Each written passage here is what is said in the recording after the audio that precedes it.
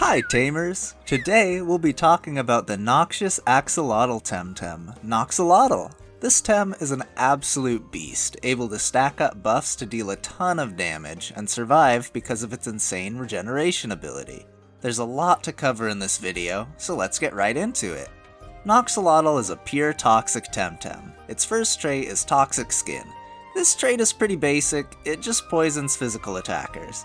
And while it has its uses, it's not nearly as powerful as Noxolotl's unique trait, Trance.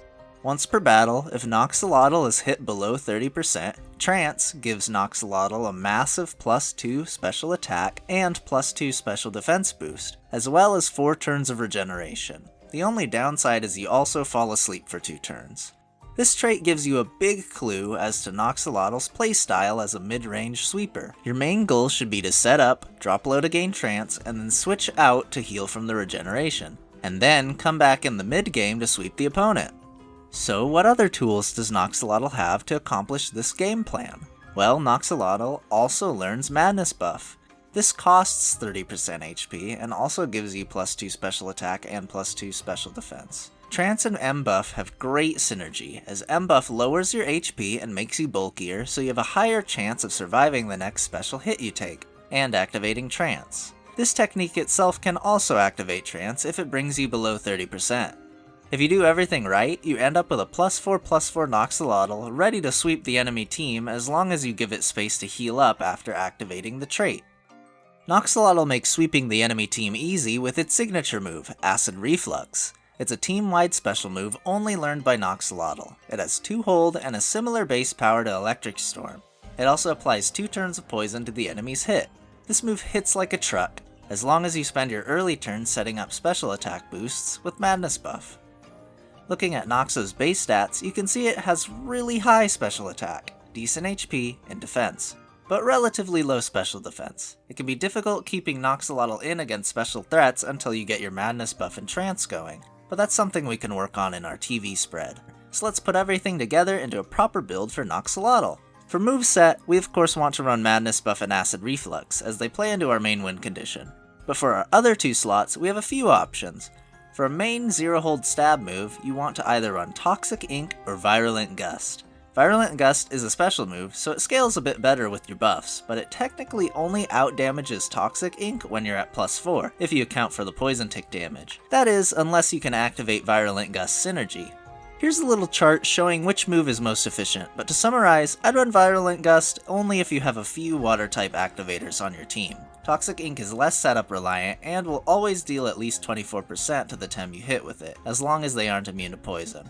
And for your 4th technique, Narcoleptic Hit is very good. Even though it's a physical technique, 150 base power makes it very threatening, and it has extra synergy with Noxolotl. If you use the ability and get put to sleep, the alert status you gain later will prevent you from falling asleep when you activate Trance. I think these 4 moves are the best options by far, but Noxo also has access to Stare, Hypnosis, and Turbo Choreography if you wanted to play a more support-oriented variant. Next, let's look at gear for Noxolotl. Immediately, you might think of Energy Drink to prevent Noxolotl's sleep from Trance and Narcoleptic Hit, and it's certainly usable, but it's actually not as good as some other options. Usually, after Trance is activated, you are switching your Noxolotl out to regenerate safely for the next 4 turns anyway, so it doesn't matter too much if they fall asleep or not. Instead, I would recommend either Pillow or First Aid Kit. Pillow has great synergy with Noxo, healing it at the start of the turn if you're asleep from Narcoleptic Hit or Trance. It even activates before you switch out, so if you plan to retreat Noxo after Trance activates, you can get an extra 10% HP back. It also gives you some resistance to enemy sleep techniques, restoring some HP if they try to sleep stall your Noxolotl before it goes for a sweep. First Aid Kit is a higher risk but potentially higher reward gear that plays around the same concept, healing you for 25% HP once rather than Pillow's 10% throughout multiple points in the game.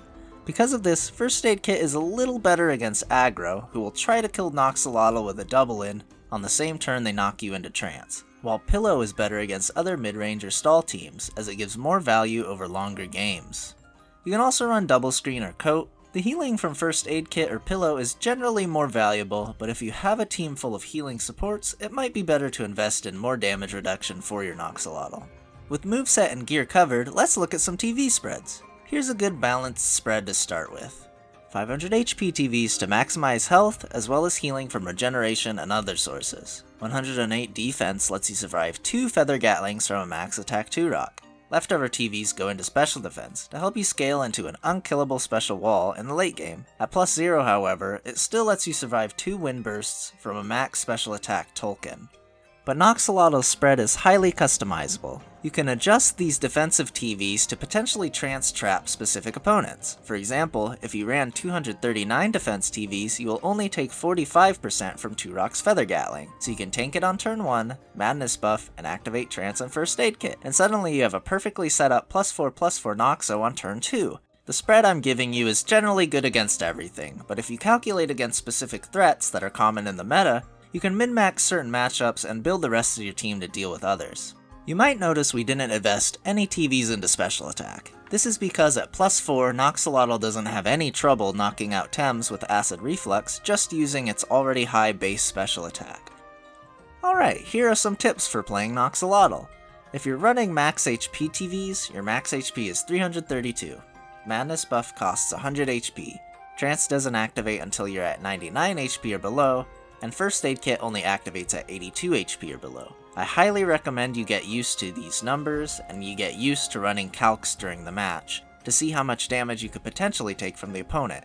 You have to play a dangerous game with Noxolotl, staying in when you think you're going to be hit, but making sure that hit won't actually kill you, just knock you into trance. You usually want to switch out after you activate trance so you can regen, but if you really need to attack on a turn while you're still asleep, you can always hit Noxolotl with your other Tem to wake it up. There are very few techniques that outdamage a +4 Acid Reflux, so it's usually worth sacrificing a turn on your other Tem to wake Noxo up and use it. Speaking of which, here are some good partners for Noxolotl. Noxolotl is only weak to wind, so electric types work well alongside them. Nesla comes to mind, as it can apply sparks to increase Noxolotl's damage even further, and it's also water type to activate Noxolotl's Virulent Gust synergy. Volgon also serves a similar purpose. Other water types that can work well alongside Noxo are water cannon users, like Ukama and Koish. They each serve the purpose of activating synergies for one another. Koish, in particular, can even further boost the damage of Virulent Gust with its Synergy Master trait.